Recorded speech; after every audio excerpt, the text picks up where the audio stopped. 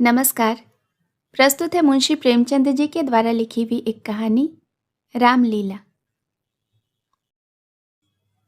इधर एक मुद्दत से रामलीला देखने नहीं गया। बंदरों के भद्दे चेहरे लगाए, आधी टांगों का पजामा और काले रंग का ऊंचा कुर्ता पहने आदमियों को दौड़ते और हू हू करते देख अब हंसी आती है, मज़ा नहीं आता। काशी की लीला जगत विख्यात है। सुना है दूर दूर से लोग देखने आते हैं। मैं भी बड़े शौक से गया, पर मुझे तो वहाँ की लीला और किसी ब्रज देहात की लीला में कोई अंतर नहीं दिखाई दिया। हाँ, रामनगर की लीला में कुछ साज सामान अच्छे हैं। राक्षसों और बंदरों के चेहरे पीतल के हैं, गदाएं भी पीतल की हैं। कदाचित 89 भ्राताओं के मुकुट सच्चे काम के हों, लेकिन साज सामान के सिवा वहाँ भी हू हू के सिवाय और कुछ नहीं। फिर भी लाखों आदमियों की भीड़ लगी रहती है। लेकिन एक ज़माना वह था जब मुझे भी रामलीला देखने में आनंद आता था।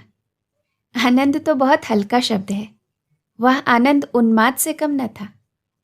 संयोगवश उन दिनों मेरे घर से थोड़ी ही दूरी पर रामलीला का मैदान था, और जिस घर में लीला पात्रों का रूप रंग भरा जाता था वह तो मेरे घर से बिल्कुल मिला हुआ ही था। 2 बजे दिन से ही पात्रों की सजावट शुरू होने लगती थी।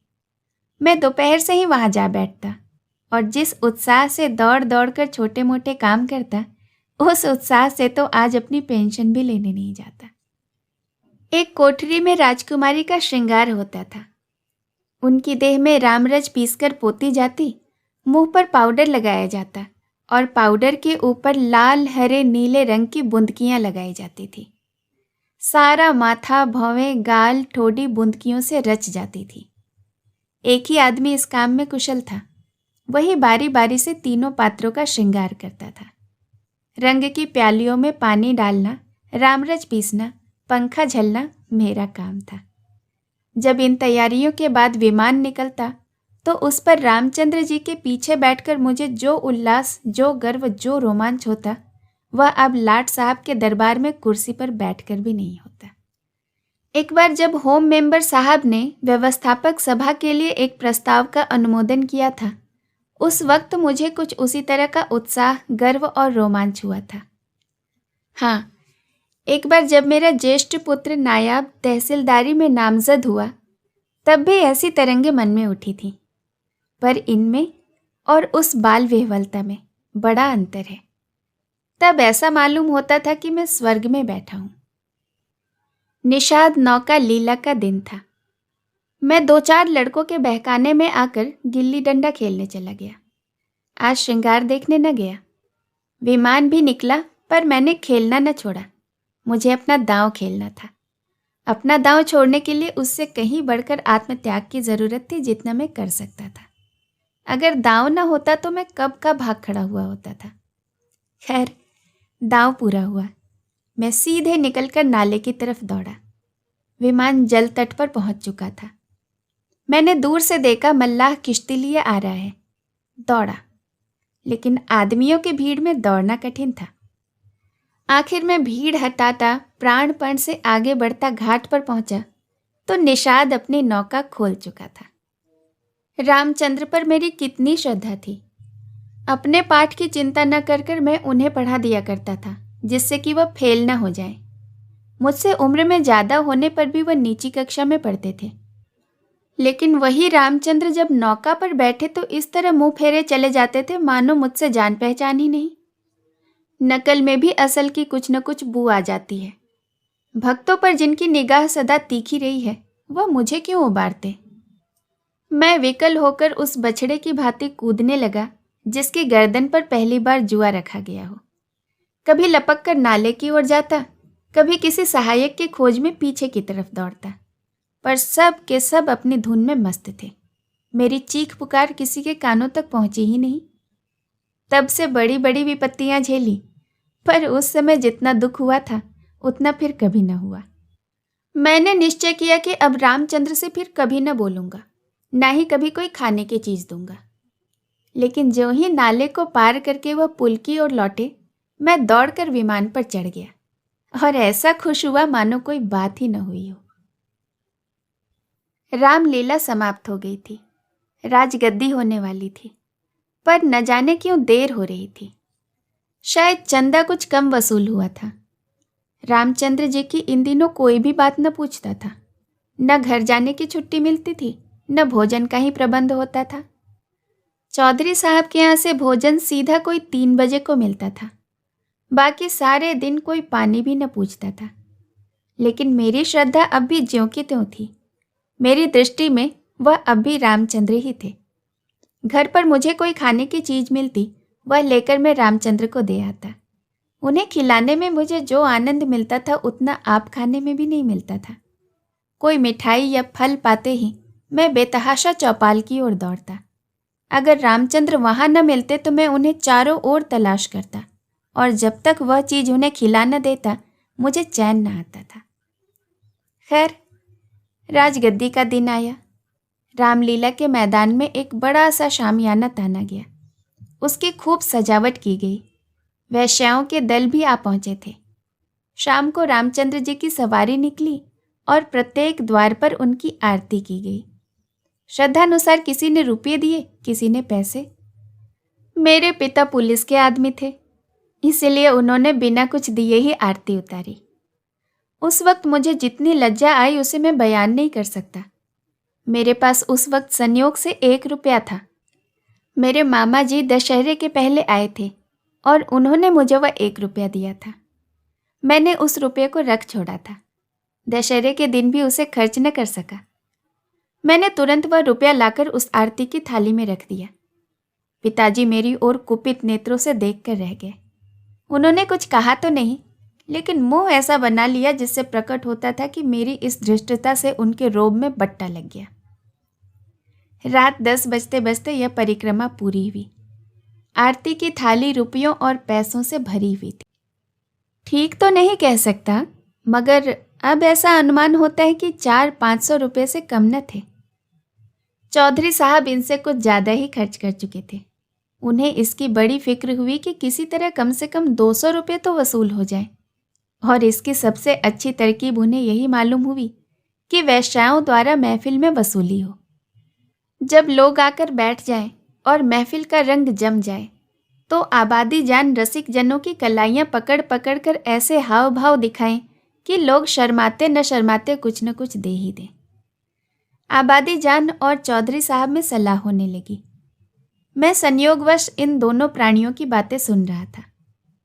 चौधरी साहब ने समझा होगा कि यह लौंडा क्या मतलब समझेगा, पर यहाँ ईश्वर की दया से अकल के पुतले थे। सारी दास्तान समझ में आ जाती थी। चौधरी, सुनो आबादी जान, यह तुम्हारी ज्यादती है। हमारा और तुम्हारा कोई पहला साबिका तो है नहीं। ईश्वर ने चाहा तो यहाँ हमेशा तुम्हारा आना जाना लगा रहेगा। अब की चंदा बहुत कम आया है, नहीं तो मैं तुमसे इतना इसरार न करता। आबादी, आप मुझ पे भी जमींदारी चलाते हैं, क्यों? मगर यहाँ हुजूर की दाल न गलेगी। वाह, रुपये तो मैं वसूल करूं और मूछों पर ताव आप दें। कमाई का अच्छा ढंग निकाला है। इस कमाई से तो वाकई आप थोड़े ही दिनों में राजा हो जाएंगे। उसके सामने जमींदारी झक मारेगी। बस कल ही से एक चकला खोल दीजिए, खुदा की कसम माला माल हो जाइएगा। चौधरी, तुम दिल लगी करती हो और यहाँ काफिया तंग हो रहा है। आबादी, तो आप भी तो मुझसे उस्तादी करते हैं। यहाँ आप जैसे काइयों को रोज अंगुलियों पर नचाती हूँ। चौधरी, आखिर तुम्हारी मंशा क्या है? आबादी, जो कुछ वसूल करूं उसमें आधा मेरा और आधा आपका। लाइए हाथ मारिए। चौधरी, यही सही। आबादी, अच्छा तो पहले मेरे 100 रुपये गिन दीजिए, पीछे से आप हिसाब करने लगेंगे। चौधरी, वाह, वह भी लोगे और यह भी? आबादी, अच्छा तो आप क्या समझते थे कि मैं अपनी उजरत छोड़ दूंगी? वाह री आपकी समझ, खूब। क्यों न हो, दीवाना बकार दरवेश होशियार। चौधरी, तो क्या तुमने दोहरी फीस लेने की ठानी है? आबादी, अगर आपको 100 दफ़े गरज हो तो, वरना मेरे 100 रुपये तो कहीं गए ही नहीं। मुझे क्या कुत्तों ने काटा है जो लोगों की जेब में हाथ डालती फिरूंगी। चौधरी की एक न चली, आबादी के सामने दबना पड़ा। नाच शुरू हुआ। आबादी बला की शोख औरत थी, एक तो कमसिन, ऊपर से हसीन, और उसकी अदाएं तो इस गजब की थी कि मेरी तबीयत भी मस्त हुई चली जाती थी। आदमियों के पहचानने का गुण भी उससे कुछ कम न था। जिसके सामने बैठ गई उससे कुछ न कुछ ले ही लिया। 5 रुपये से कम तो शायद ही किसी ने दिए हों। पिताजी के सामने भी वह बैठी। मैं मारे शर्म के गड़ गया। जब उसने उनकी कलाई पकड़ी तब तो मैं सहम ही उठा। मुझे यकीन था कि पिताजी उसका हाथ एक झटके में झटक देंगे और शायद दुत्कार भी दें। किंतु यह क्या हो गया? ईश्वर, मेरी आंखें धोखा तो नहीं खा रही हैं? पिताजी मूंछों में हंस रहे हैं। ऐसी मृदु हंसी उनके चेहरे पर मैंने कभी नहीं देखी। उनकी आंखों से अनुराग टपकता था। उनका एक एक रोम पुलकित हो रहा था। मगर ईश्वर ने मेरी लाज रख ली। वह देखो, उन्होंने धीरे से आबादी के कोमल हाथों से अपनी कलाई को छुड़ा लिया। अरे, यह फिर क्या हुआ? आबादी तो उनके गले में बाहें डाले देती है। अब पिताजी उसे जरूर पीटेंगे। चुड़ैल को जरा भी शर्म नहीं। एक महाशय ने मुस्कुराकर कहा, यहां तुम्हारी दाल न गलेगी आबादी जान, और दरवाजा देखो। बात तो इन महाशय ने मेरे मन की ही कही और बहुत उचित कही, लेकिन न जाने क्यों पिताजी ने उसकी ओर कुपित नेत्रों से देखा और मूंछों पर ताव दिया। मुंह से तो वह कुछ न बोले, पर उनके मुख की आकृति चिल्लाकर सरोज शब्दों में कह रही थी, तू बनिया मुझे समझता क्या है? यहाँ ऐसे अवसरों पर जान तक निसार करने को तैयार है। रुपये की क्या औकात है? तेरा जी चाहे आजमा ले, तुझसे दूनी रकम न दे डालूं तो मुंह न दिखाऊं। महान आश्चर्य, घोर अनर्थ। अरे तू जमीन फट क्यों नहीं जाती? आकाश तू फट क्यों नहीं पड़ता? अरे तुझे मौत क्यों नहीं आ जाती? पिताजी जेब में हाथ डाल रहे हैं। उन्होंने कोई चीज निकाली और सेठ जी को दिखाकर आबादी जान को दे डाली। आह, यह तो अशर्फी है। चारों ओर तालियां बजने लगी। सेठ जी उल्लू बने या पिताजी ने मुंह की खाई, इसका निश्चय मैं नहीं कर सका। मैंने केवल इतना देखा कि पिताजी ने एक अशर्फी निकालकर आबादी जान को भेंट की। उनकी आंखों में इस समय इतना गर्वयुक्त उल्लास था मानो उन्होंने हातिम की कब्र पर लात मारी हो। यही पिताजी थे जिन्होंने मुझे आरती में 1 रुपया डालते देखकर मेरी ओर इस तरह से देखा था मानो मुझे काट ही खाएंगे। मेरे उस परमोचित व्यवहार से उनके रौब में फर्क आ जाता था, और इस समय इस घृणित, कुत्सित और निंदित व्यापार पर गर्व और आनंद से फूले न समाते थे।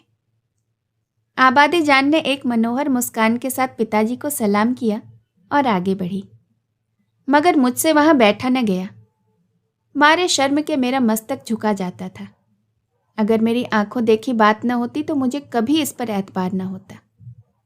मैं बाहर जो कुछ देखता सुनता था उसकी रिपोर्ट अम्मा से ज़रूर करता था, पर इस मामले को मैंने उनसे छिपा कर रखा। मैं जानता था कि उन्हें इस बात का बड़ा दुख होगा। रात भर गाना होता रहा। तबले की धमक मेरे कानों में आ रही थी। जी चाहता था चलकर देखूं, पर साहस न होता था। किसी को कैसे मुंह दिखाऊंगा? किसी ने कहीं पिताजी का जिक्र छेड़ दिया तो मैं क्या करूंगा? प्रातःकाल रामचंद्र की विदाई होने वाली थी। मैं चारपाई से उठते ही आंखें मलता हुआ चौपाल की ओर भागा।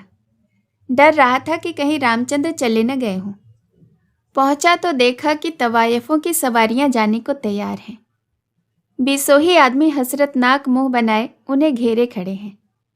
मैंने उनकी ओर आंखें तक न उठाई, सीधा रामचंद्र के पास जा पहुंचा। लक्ष्मण और सीता बैठे रो रहे थे और रामचंद्र जी खड़े कांधों पर लुटिया डोर डाले उन्हें समझा रहे थे। मेरे सिवा वहां कोई और न था। मैंने कुंठित स्वर से रामचंद्र से पूछा, क्या तुम्हारी विदाई हो गई? रामचंद्र, हाँ हो तो गई। हमारी विदाई ही क्या है, चौधरी साहब ने कह दिया चले जाओ तो चले जाते हैं। क्या रुपया और कपड़े नहीं मिले? अभी नहीं मिले हैं।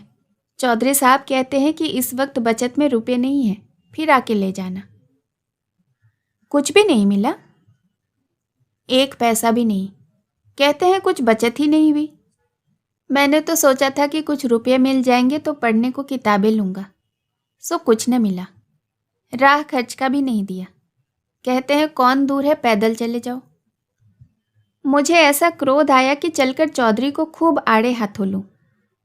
वैश्याओं के लिए रुपये, सवारियां, सब कुछ, पर बेचारे रामचंद्र और उनके साथियों के लिए कुछ भी नहीं। जिन लोगों ने रात को आबादी जान पर 10-10, 20-20 रुपये निछावर किए थे, उनके पास क्या इनके लिए 2-4 आने पैसे भी नहीं? पिताजी ने तो आबादी जान को एक अशर्फी दे दी थी। देखो इनके नाम पर क्या देते हैं।